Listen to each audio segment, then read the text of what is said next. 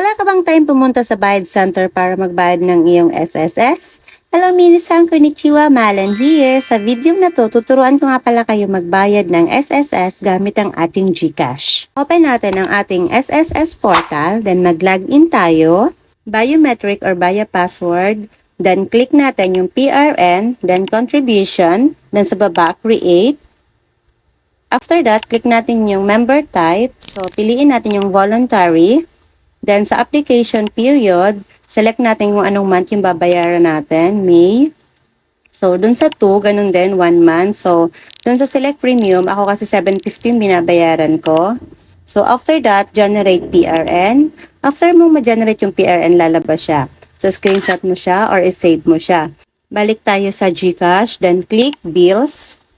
So, pag na-click mo yung Bills, guys, lalabas dyan yung View All sa baba. Then, type mo sa taas, sa search bar, yung SSS contribution.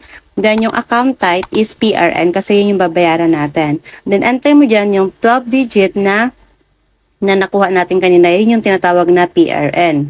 So, kapag na-type mo na dyan yung PRN na sinasabi kanina na kinuha natin doon sa SSS portal, i-enter mo dyan yung payer type.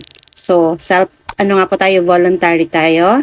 Then, enter your email address kasi dyan na mag-i-email yung SSS para sa ating mga resibo.